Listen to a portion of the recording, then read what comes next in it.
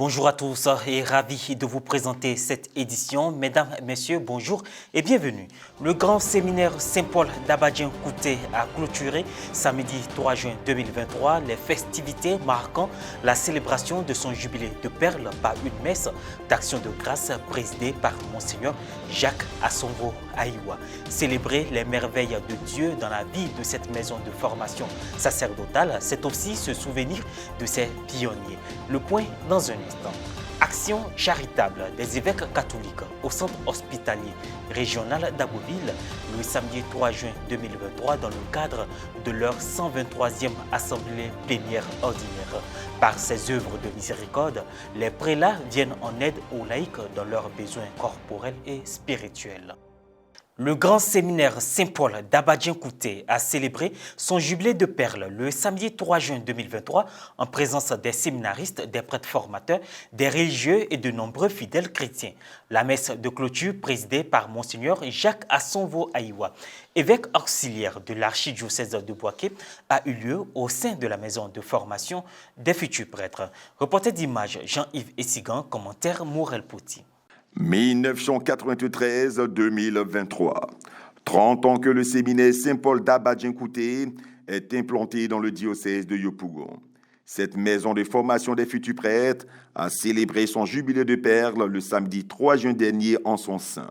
C'est au cours d'une célébration eucharistique solennelle présidée par son Excellence Monseigneur Jacques Assongo Aïwa, évêque auxiliaire de Bouaké et concélébré par des prêtres, en présence des religieux, religieuses, des séminaristes, des fidèles laïcs, des parents et amis du séminaire.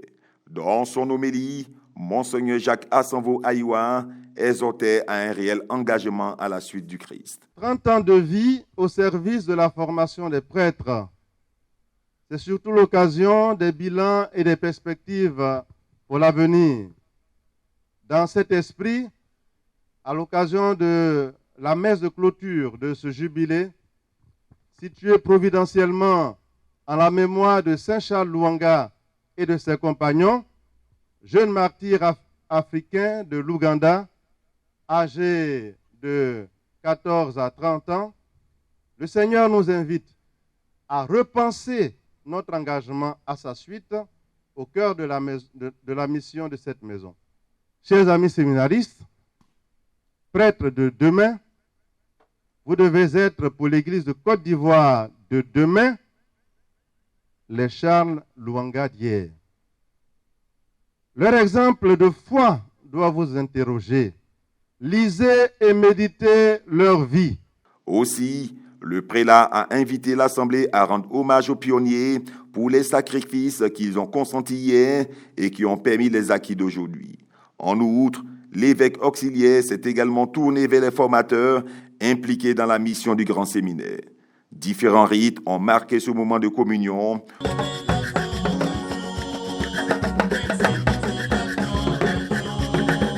Offertoire, prière et partage eucharistique. Une vente aux enchères de plusieurs œuvres a été réalisée.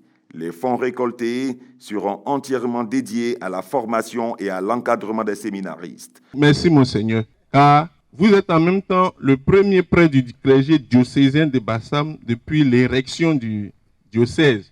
Nous exprimons notre gratitude aux professeurs, aux membres du personnel qui chaque jour se dévouent pour que cette maison atteigne ses objectifs et qu'elle prépare les jeunes que l'Église de Côte d'Ivoire nous confie. Merci spécial aux pères formateurs résidents permanents. Nous avons vu un séminaire propre, agréable. Mais c'est surtout avec vous aussi, parents, amis, par vos contributions. Continuez à soutenir ces jeunes qui sont remplis de foi. Les futurs prêtres ont offert un présent à Monseigneur Aïwa, ainsi qu'aux mamans et amis du séminaire à la veille de la célébration de la fête des mères. C'est une joie de me retrouver ici, 30 ans après, de voir que cette maison qui a été créée dans la douleur, aujourd'hui est très florissante, et surtout que cette maison a produit déjà de nombreux fruits pour l'Église de Côte d'Ivoire. En tant qu'ami du séminaire, je souhaite aussi lancer un message, un appel à mes sœurs, aux parents, pour adhérer ce groupe-là parce que nous sommes là pour soutenir ce séminaire dans son fonctionnement. Nous sommes là aussi pour soutenir les séminaristes dans leur engagement à la suite du Christ et nous sommes là pour soutenir l'administration. Il y a beaucoup de choses que je suis venu trouver après comme recteur qui n'existaient pas, la chapelle, le réfectoire. Et donc, je suis un peu témoin aussi de la croissance de cette maison qui est passée petit à petit de quelques bâtiments à aujourd'hui on a même une bibliothèque, donc il y a tout ce qu'il faut pour le fonctionnement normal de cette maison. Les festivités du jubilé du Grand Séminaire Saint-Paul ont été célébrées autour du thème pastoral « Être des pierres vivantes pour bâtir l'Église dans un esprit synodal ». Une délégation des évêques catholiques de Côte d'Ivoire réunis dans le diocèse d'Agboville à l'occasion de leur 123e assemblée plénière ordinaire s'est rendue le samedi 3 juin 2023 au centre hospitalier régional d'Agboville pour traduire la proximité de l'Église au personnel soignant et aux malades. Reporter d'image Pierre Richemont, commentaire Marie Abissier. Diocèse d'Agboville, 123e assemblée plénière. Une délégation composée de 5 évêques catholiques de Côte d'Ivoire, à savoir nos seigneurs Maurice Conan Kwasi, Raymond Awa, Marcelin Yao Kwadio, Boniface Ziri et Honoré Begré, se sont rendus au CHR d'Agboville dans le cadre des œuvres de miséricorde corporelle le samedi 3 juin 2023. Ces actions charitables s'effectuent le plus souvent au cours de leurs assemblées plénières ordinaires dans l'un des diocèses du pays. Ce que nous faisons de la part de Dieu, le créateur de toute vie.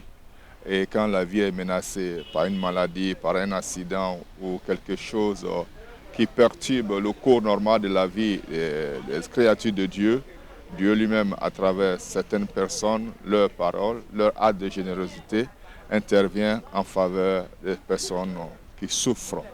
C'est le geste que nous venons de poser en priant pour le personnel du CHR, en priant pour les malades et puis tous ceux qui travaillent ici. Conduite par Monseigneur Boniface Ziri, évêque du diocèse d'Abangourou, la délégation a été reçue par les responsables du centre hospitalier régional. Ces dons qui s'inscrivent dans le cadre des œuvres de miséricorde corporelle sont des actions bienfaisantes que chaque chrétien doit accomplir par amour pour son prochain pour diminuer ses misères et sa souffrance.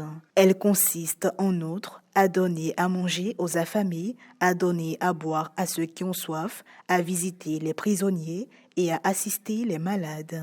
Nous sommes venus exprimer la compassion, la proximité de l'Église auprès de nos frères et sœurs malades. Vous savez, le pape François insiste beaucoup sur l'Église en sortie, manifester la présence de l'Église auprès des malades. Nous venons d'abord avec notre cœur, notre présence, et nous disons vraiment au Seigneur de vous accompagner dans ce noble travail de médecin. Comme on dit, les médecins soignent, mais c'est Dieu qui guérit.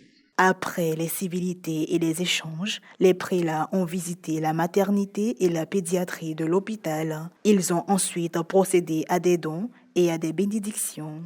Nous venons de recevoir les évêques de Côte d'Ivoire. Ils sont là ce matin pour faire des dons à nos mamans qui ont accouché. Et nous sommes très contents, nous sommes dans la joie.